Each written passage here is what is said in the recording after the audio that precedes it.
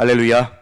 아멘. 지금 이 새벽에 시간을 깨워서 말씀 앞에 나온 우리 모두에게 오늘 말씀으로부터 나오는 분명한 은혜와 평강이 함께할 줄로 믿습니다. 아멘. 우리가 우리의 인생에서 무언가 이루고자 하거나 원하는 목표에 달성하기 위해서 필요한 것들이 몇 가지 있습니다. 예를 들어서 그에 합당한 노력이 필요할지 모르고요.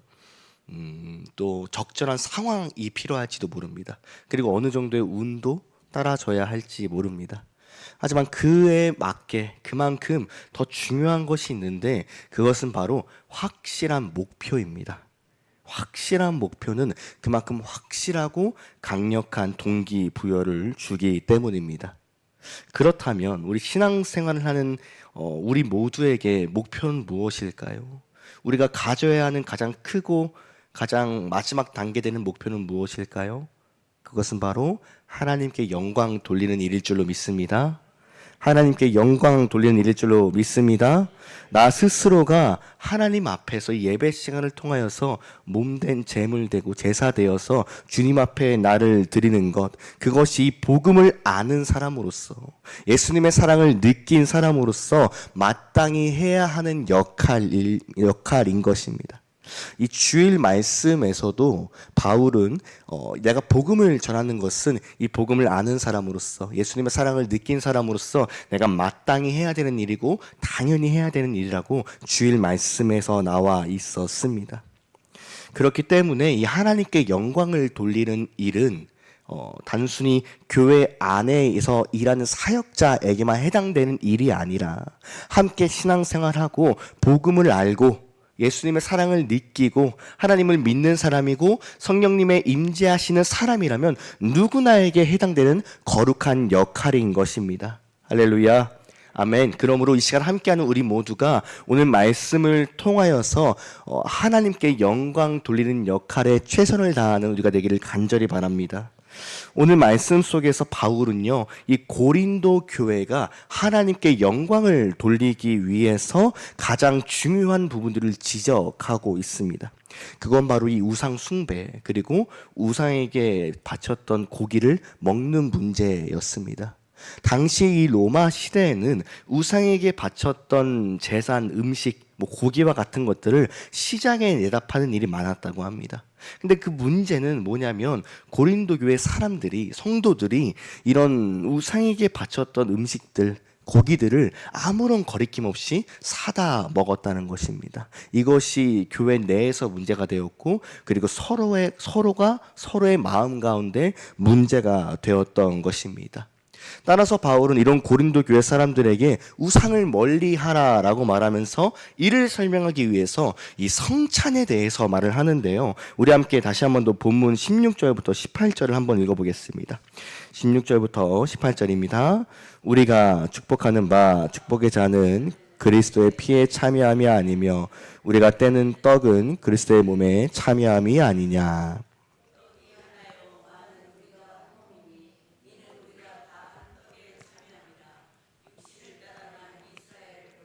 제물을 먹는 자들이 제단에 참여하는 자들이 아니냐. 아멘. 바울은 우리가 성찬에서 함께 먹는 빵과 함께 마시는 잔이 단순하게 단순한 종교적이거나 또는 행위적인 예식을 넘어서서 예수님께서 우리를 위해서 피 흘려 십자가 위에서 돌아가셨고 우리를 위해서 부활하셨다는 것을 나 스스로 고백하고 나 스스로 인정한 행위라고 바울은 말하고 있습니다. 따라서 이 떡은 하나이나 많은 우리가 그 하나 된 떡을 나눠 먹음으로써 예수 그리스도 안에서 하나가 되었다는 것, 그리고 그것 자체가 하나님께 드리는 제사 예배에 동참하는 것이라고 바울은 말하고 있는 것입니다. 그러므로 우리가 예수 안에서 하나가 된다는 것, 예수 안에서 내가 변화된다는 것은 이미 우리의 정체성이 바뀐다는 것을 말하고 있습니다. 예수님의 그 보혈의 피로써, 십자가 위에서 흘리신 그 보혈의 피로써 우리는 깨끗게 되었는 줄로 믿습니다. 이전 것은 지나갔으니 보라 새 것이 되었도다 라는 말씀처럼 우리 모두는 예수님을 통해서 이미 새로운 피조물이 되었습니다. 따라서 바울은 이 우상에게 바쳤던 음식을 먹는 것 또한 우상, 또는 귀신의 제사에 참여하는 것이라고 말하면서 21절을 통해서 우리는 그 거룩한 은혜의 옷을 입은 사람으로서, 그런 존재로서, 또한 이런 예배의 자리와 같은 하나님의 말씀의 식탁에 참여하는 우리로서 우리는 더 이상 그런 귀신의 제사에 참여할 수도 없고 참여해서도 안 된다고 바울은 말하고 있습니다. 그리고 그런 그리스도인으로 바뀐 우리의 정체성의 역할은 성경에서 분명히 말하고 있는데요. 우리 함께 말씀 보겠습니다. 마태복음입니다. 마태복음 5장 13절부터 16절을 함께 읽겠습니다. 함께 읽겠습니다. 너희는 세상의 소금이니 소금이 만일 그 맛을 잃어버리면 무엇으로 짜게 하리요? 후에는 아무 쓸데없어 다만 밖에 버려져 사람에게 밟힐 뿐이니라. 너희는 세상 빛이라. 산 위에 있는 동네가 숨겨지지 못할 것이요 사람이 등불을 켜서 말 아래 두지 아니하고 등경 위에 두나니 이러므로 집 안 모든 사람에게 비치느니라. 이같이 너희 빛이 사람 앞에 비치게 하여 그들로 너희 착한 행실을 보고 하늘에 계신 너희 아버지께 영광을 돌리게 하라. 아멘. 이것이 그 그리스도 하나님의 식탁에 참여함으로써 그리스도인이라는 정체성이 바뀐 우리의 역할인 것입니다. 우리는 세상에 없어서는 안 되는 빛과 같은 존재입니다. 우리는 세상에 없어서는 안 되는 소금과 같은 존재라고 주님께서 분명히 말씀하시고, 또 이어서 우리는 가릴래야 가릴 수 없는 등불 같은 존재라고 분명히 말씀하고 계십니다. 그리고 나아가서 그 빛을, 그 소금을 세상 앞에 비치게 하고 사람들 앞에 비치게 하여 우리의 행실을 보고 하나님 앞에 영광을 돌리는 것이 바로 우리 그리스도 안에서 하나 된 우리의 역할인 것입니다. 그리고 그 역할을 감당하기 위해서 가장 필요한 것이 바로 사랑하는 마음. 내 함께 신앙생활하는 동역자, 함께 신앙생활하는 옆에 있는 이웃들을 사랑하고 아끼는 마음이 우리 마음 가운데 필요한 것입니다. 말씀을 이어서 말하고 있습니다. 우리는 모든 것을 가할 수 있으나 모든 것이 유익하지 않다고 말하고 있습니다. 그 23절 이하의 말씀을 통해서 길에서 파는 음식에 대해서 얘기를 하고, 믿지 않는 사람의 집에 갔을 때 나오는 음식에 대해서 얘기를 하고, 또 먹는 음식이 우상에게 바쳤던 음식인 것을 알게 됐을 때의 상황을 얘기하면서 내가 성도에게는 내가 먹고 싶은 음식을 먹고 싶은 자유보다 함께 신앙생활하는 동역자의 유익이 더 중요하다고 말하고 있습니다. 다시 말해서 내가 내 마음대로 자유롭게 살며 그들에게 상처를 주고 그들을 시험 들게 하는 것보다 그들의 마음을 돌보고 그들의 마음을 아끼고 그들을 더 사랑하는 것이 성도에게는 더 중요한 삶이다라고 말을 하고 있는 것입니다. 그리고 만약 나의 정당한 권리가 다른 누군가의 신앙적인 가책이나 걸림돌이 된다면 그것은 정당한 권리의 행사가 아니라 누군가에는 횡포가 될 수 있다고 분명히 말하고 있습니다. 저는 이 말씀을 묵상하면서 이 유익이라는 말을 사랑으로 좀 묵상해 보았습니다.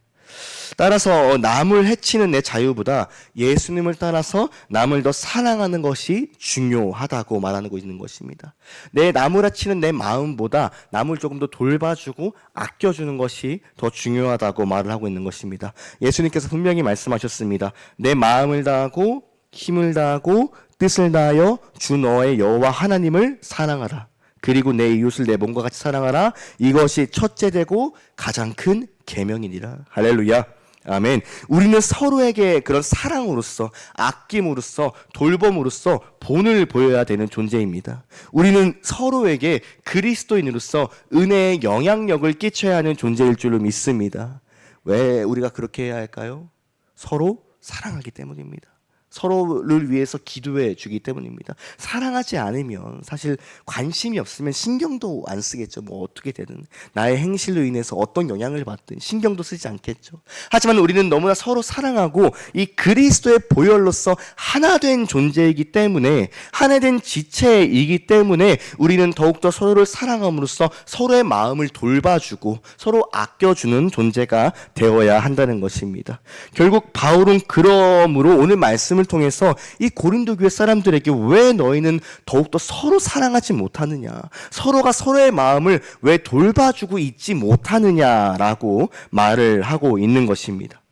이어서 바울은 29절 30절을 통해서 사람들이 왜 내 자유를 침해하느냐, 내가 왜 내가 내 자유를 남에게 판단받아야 하느냐라고 물을 수 있다고 말을 하는데, 저는 이 말씀에서 참 이 요즘 시대가 조금 많이 떠오른 것 같습니다.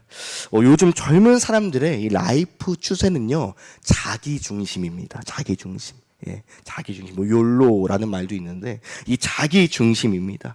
그래서 요즘 젊은 사람들은 내가 왜 내 인생을 살면서, 한 번뿐인 내 인생을 살면서 내가 정당하게 행사해야 될 내 자유를 남을 신경 쓰면서 해야 되느냐, 나는 내 멋대로 살겠다, 한 번뿐인 인생 내가 마음 가는 대로 살겠다라고 말할 수 있습니다.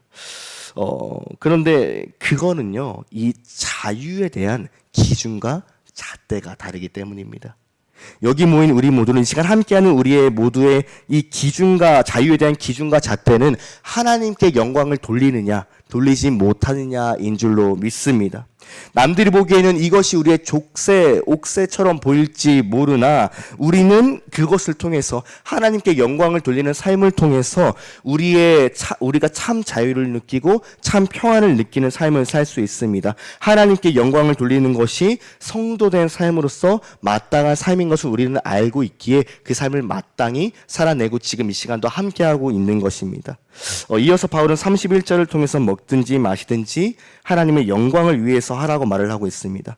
저는 사실 이 무엇을 먹든지 무엇을 마시든지 하나님의 영광을 위해서 해라라는 이 말씀을 보면은 항상 좀 떠오르는 에피소드가 하나 있는데, 제 모교회 목사님 에피소드이신데, 제가 목사님께서 항상 말씀해 주셨던 겁니다. 이 목사님께서 당시에 이제 수련목 생활을 하고 계실 때 면접을 봅니다. 수련목 생활하면서 이제 여러 가지 면접을 보는데, 면접에 이렇게 딱 앉았는데 앞에 계신 심사하시는 목사님께서 이렇게 물어보셨다고 합니다. 자네는 먹기 위해서 사나 살기 위해서 먹나, 이렇게 물어봤다고 합니다. 이 목사님께서 너무 긴장이 돼가지고, 당시에 어릴 때셨으니까 너무 긴장이 돼서 뭐라고 말해야 되나, 살기 위해서 먹나 먹기 위해서 사나, 먹기 위해서 사는 거는 조금 말이 좀 그런 것 같고, 그거보다는 살기 위해서 먹는 게 나을 것 같아서 저는 살기 위해서 먹습니다 라고 말을 했더니, 이 면접관 되시는 목사님이 그래 수고했네, 나가서 이 고린도전서 10장 말씀 읽어봐 라고 해서 아차 싶어서 나가서 말씀을 펴보니까 무엇인지 먹든지 마시든지 하나님의 영광을 위해서 해라 라고 써 있었다고 합니다. 저는 여기 모인 우리 모두가 이 말씀을 꼭 기억하는 우리가 되기를 간절히 바랍니다. 하나님께 영광을 돌리는 삶은요, 이 그리스도인 된 우리의 삶으로서 선택사항이 아니라 필수 조건이 되어 버렸습니다. 그러므로 오늘 하루를 살아내는 우리 모두가 내가 어떻게 하면 나의 오늘 하루로 하나님께 영광을 돌릴 수 있는지, 어떻게 하면 내가 사랑의 모습을 보일 수 있고 함께 신앙생활하는 이웃에게 또는 가족에게 또는 직장 동료들에게 그들의 마음을 아낌으로써 하나님께 영광을 돌릴 수 있는지, 어떠한 착한 행실로 하나님께 영광을 돌릴 수 있는지 잘 고민하고 그것을 실천해보는 오늘 하루가 되기를 간절히 바랍니다. 그것이 비록 조금은 작을지라도 괜찮습니다. 엄청 막 거창하고 엄청 크지 않아도 괜찮습니다. 하나님께서는 그 마음의 중심을 보시기 때문에 그러고자 하는 그 순종의 마음을 하나님께서 기쁘게 받으시는 줄로 믿습니다. 그러므로 오늘 하루를 통해서 하나님께 영광을 올려드린 하루를 살아내는 우리가 되기를 바랍니다. 아멘.